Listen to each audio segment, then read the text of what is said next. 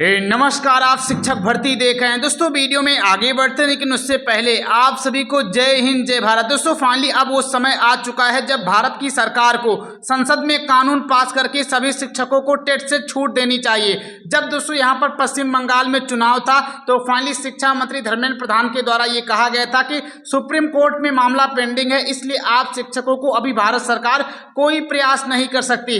लेकिन दोस्तों फाइनली 29 मई 2026 के फैसला आने के बाद अब भारत सरकार पूरी तरीके से मुक्त हो चुकी है। भारत सरकार के पास ये मौका है कि आप सभी को छूट दी जाए। अभी इस मामले पे आप सभी को पूरी जानकारी देने वाले हैं और यहाँ पर दोस्तों आप लोग देख पाएंगे मैं पूरी की पूरी रिपोर्ट जो है लेकर के आ चुका हूँ। यहाँ दोस्तों देखेंगे आदरणीय नरेंद्र मोदी का दोस्तों यहाँ पर नाम वगैरह है, यहाँ देखेंगे ये पूरा दोस्तों आर्टिकल है। मैं इसके बारे में आप सभी को जानकारी देने वाला हूँ। अब जो है फाइनली देश के 28 राज्यों के 25 लाख शिक्षकों के पास क्या रास्ता बचा हुआ है और वो क्या कर सकते हैं और इसमें भारत सरकार का कितना योगदान रहेगा, पूरी जानकारी आपको सबसे पहले इसी चैनल के माध्यम से बताई जाएगी।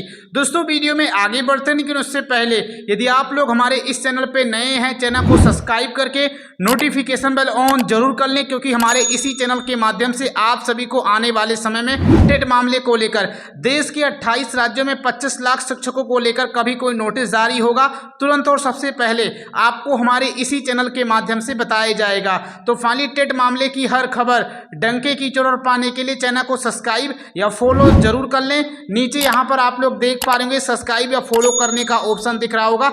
जैसे आप लोग इस पर क्लिक करेंगे फाइनली आप लोग हमारे और हमसे जुड़ जाएंगे, ताकि आने वाले समय में जैसे भी कोई सूचना निकले तुरंत और सबसे पहले जानकारी आपको हमारे इसी चैनल के माध्यम से बताई जाए। दोस्तों फाइनली यहाँ पर आप लोग आएंगे तो देख पाएंगे अब देश के जितने भी शिक्षक संगठन हैं उन सभी के द्वारा ये मांग की जा रही है कि जो आने वाले समय में जुलाई में जो ये सत्र होने वाला है मानसून सत्र, उसमें सरकार को जो है शिक्षकों पर कानून बना करके छूट देनी चाहिए। यहाँ पर दोस्तों देखेंगे लिखा गया कि आदरणीय नरेंद्र मोदी प्रधानमंत्री जी अनुरोध यात्रा की आवश्यकता, टेट कानून में बदलाव हेतु राष्ट्रव्यापी पहल का आह्वान, भारत देश के पूरे शिक्षकों को एक साथ आकर दिल्ली में करना चाहिए और संसद के जुलाई मानसूत्र में जो है देश भर के लाखों शिक्षक आज शिक्षक पात्रता परीक्षा की अनिवार्यता को लेकर गहरी चिंता और असमंजस की स्थिति में हैं। ऐसे समय में आवश्यकता है कि पूरे भारत के शिक्षक एकजुट होकर लोकतांत्रिक एवं संवैधानिक तरीके से अपनी बात देश के संसद में और सरकार देश के संसद में रखें और सरकार तक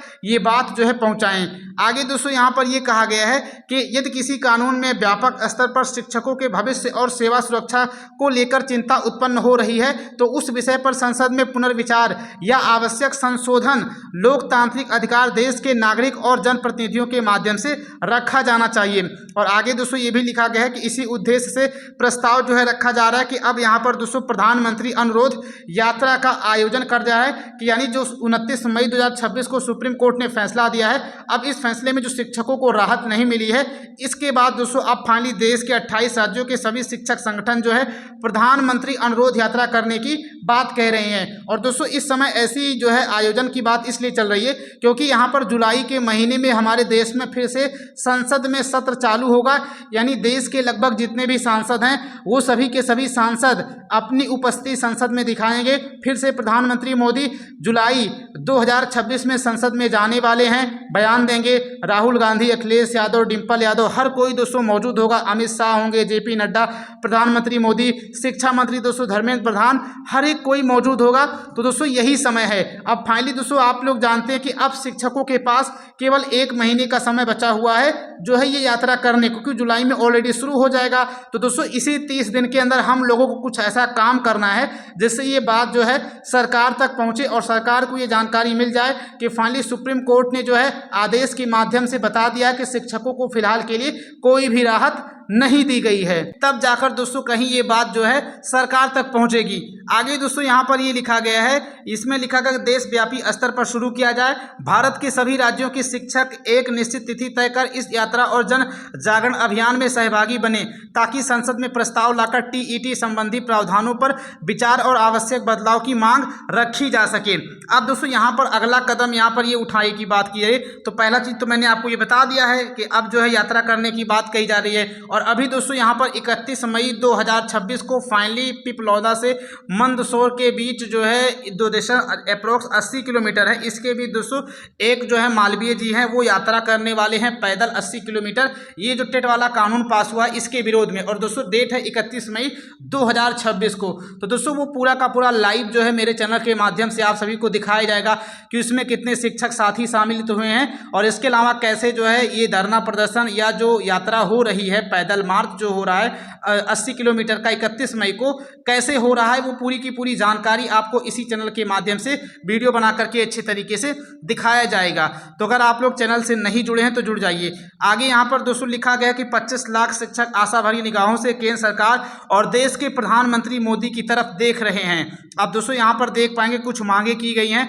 पहली चीज तो यहाँ पर ये कहा गया कि भारत के सभी सांसदों को ज्ञापन देकर टीईटी कानून में संशोधन की मांग रखी जाए। दूसरे पॉइंट में दोस्तों ये कहा गया कि आवश्यकता पड़ने पर राष्ट्रपति महोदय को भी ज्ञापन प्रस्तुत कर इस विषय पर हस्तक्षेप और पुनर्विचार का अनुरोध किया जाए।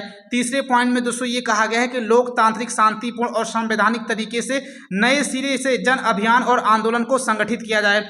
चौथे पॉइंट में दोस्तों ये कहा गया है कि शिक्षक समाज की सेवा, सुरक्षा और शिक्षा व्यवस्था दोनों के हित में संवाद और समाधान का मार्ग निकाला जाए। तो दोस्तों इन्हीं 4-5 बिंदुओं पर ये बात रखी गई है। बाकी यहाँ पर दोस्तों देख पाएंगे इसका बैनर भी जारी हो चुका है प्रधानमंत्री अनुरोध यात्रा के नाम से, यहाँ पर दोस्तों देखेंगे। और दोस्तों इसको जो भेजा है वो जो है दिलीप सिंह रघुवंशी, जो कि ये मध्य प्रदेश के जिला अशोकनगर के दोस्तों ये रहने वाले हैं, अध्यापक शिक्षक संयुक्त मोर्चा के यहाँ पर देखेंगे। अब दोस्तों यहाँ पर आप लोगों ने ये न्यूज़ देख ली। अब दोस्तों इसके साथ ही एक और न्यूज़ ये वायरल हो रही है। यहाँ पर दोस्तों ये न्यूज़ जो है उत्तर प्रदेश से निकली है। आप लोग यहाँ पर देख पाएंगे गोरखपुर जिला जो है उत्तर प्रदेश में है। जब भी दोस्तों कोई न्यूज़ किसी जिले को लेकर होती है तो लगभग वो पूरे नियम उसी राज्य में लागू ही होते हैं, क्योंकि अगर किसी जिला अधिकारी को आदेश जा रहा है सरकार की तरफ से शासन स्तर से, तो ऐसे में दोस्तों ये होता है कि वो कानून जो है पूरे प्रदेश में लागू होगा।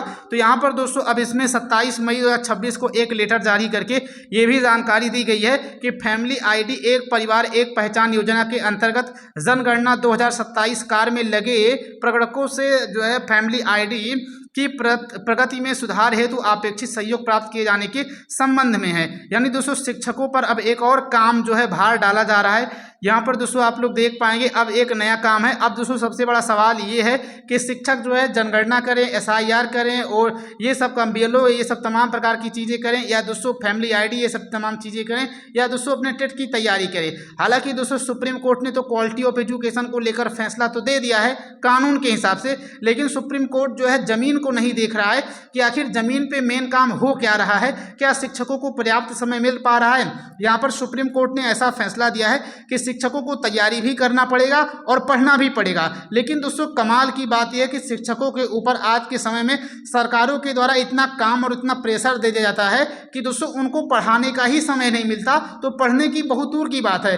अगर सही तरीके से कहा जाए तो शिक्षकों पर दोस्तों जो बच्चों को पढ़ाना होता है सही तरीके से वो समय उनके पास मिल ही नहीं पाता है, और जबरदस्ती दोस्तों ऊपर से जो है टाइम टेबल भेज दिया जाता है कि जो इतने बजे आपको जनगणना करना है, इतने बजे पढ़ाना है, इतने बजे फिर जनगणना करना है, फिर घर जाना है, फिर आना है। ये तमाम प्रकार का चीज़ें दोस्तों ऊपर से ही सौंप दी जाती हैं, जबकि ना तो कोई अधिकारी, ना ही कोई शिक्षक संगठन, और ना ही दोस्तों इसमें कोई शिक्षक की बात शामिल की जाती है, ना ही उनकी रायों को रखा जाता है। तो दोस्तों इस चीज़ को लेकर आप लोग क्या कुछ सोचते हैं कमेंट जरूर करें।